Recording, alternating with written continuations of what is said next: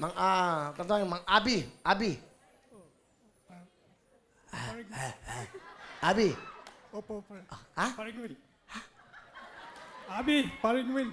Ano ba kagabi? Concert ka ba? Ano ba? Full concert? Solo lang? Ano, rock ba? Hindi. Nag-OFW, nagtrabaho ako doon sa... Saan? Sa Kuwait muna. Kuwait. Sa Kuwait. Ano trabaho mo sa Kuwait? Carpintero, mason carpenter. Construction. Oh. And then, tapos, saan ka pumunta? Tapos ay lumipat ako sa Iraq kasi mas malayo. Sa Iraq? Oh, mas malaki Yung, yung di ba may gera doon dati? giyera pero wala nang choice. Kailangan para mapag-aral ko yung mga anak ko.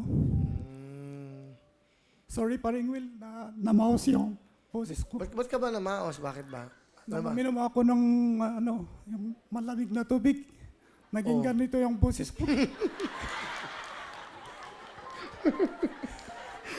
Pakita yung mga litrato mo. Eto, tingnan natin yung mga naging buhay ni Abby. Oo. Wow! Sarap makapunta makakita ng ganito. Bali, eto ang mga pamilya mo. Ito bang, sino misis mo? Ito? Ha? Oo. Tapos mga anak mo ba lahat yan? Mga anak ko. Ilan ang anak mo? 6. 1, 2, 3, 4, 5. Asi isa. Wala yung panganay. Nandun sa ilalim ng palong. So, bali lahat ng anak mo, ayan sila, di ba? Okay. Nakapagtapos ba? Kwento mo sa amin. 5 ang nakapagtapos, paring Will. So, ilang taon ka sa abroad? 6 tayo. Kasi 2006 nung nag-abroad ako. 2012 nung umuwi ako, walang bakasyon. 2000 ano? 2006, umalis ako. Ah. Nung umuwi ako, 2012. 2012. So, 6 years ka wala. Opo. Ano yung taon? Kayod ka ng kayod. Oh. Abi, habang kumakayod ka, pag nagpapadala ka ng pera, ano naiisip mo? Nakakausap mo ba yung mga anak mo? Araw-araw, bago ako magtrabaho, tatawag muna ako sa mga anak ko. Para malakas ulit akong Ang sinasabi niya, pag nakausap niya, lumalakas siya ulit magtrabaho, inspirasyon mo yung mga anak mo. Ito po, pakilala niyo, sino yung mga kasama niyo? Sige. Pinapakilala ko ang magagandang teacher sa Baguio, si Christine at saka si Jera. Hello po, Sir Will! Hello, welcome. Magandang hapon po. Magandang hapon, mga teachers kaya. Wow, napakadakila ng inyong mga magulang, lalo ng inyong ama. Thank you po. Hindi po na po kwento ng aming ama na nung nandun po siya sa abroad, naglabandero din po siya. Pumasok din po siya sa mga Amerikanong sundalo. Tapos, binigyan po siya ng award na dahil binalik po niya yung pitakang nakita niyang may lamang pera na $200.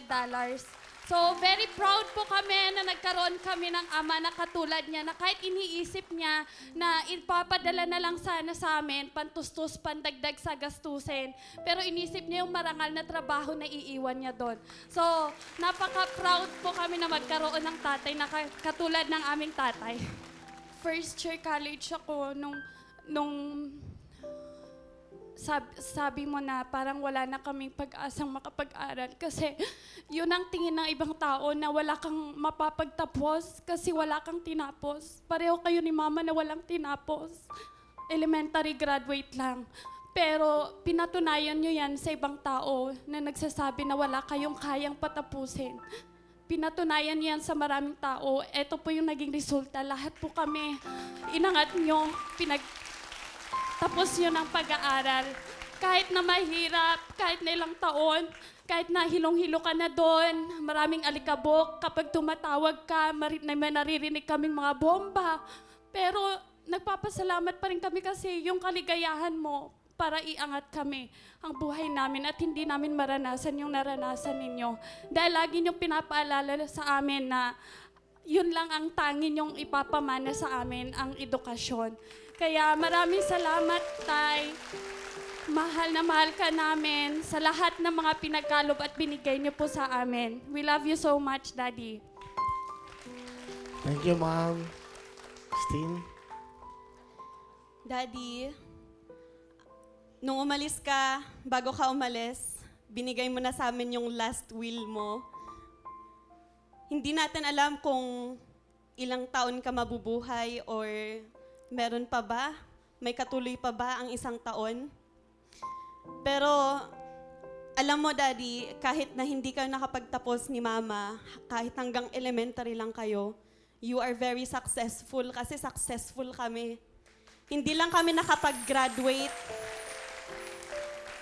Hindi lang kami nakapag-graduate, Daddy, pero disiplinado rin kami.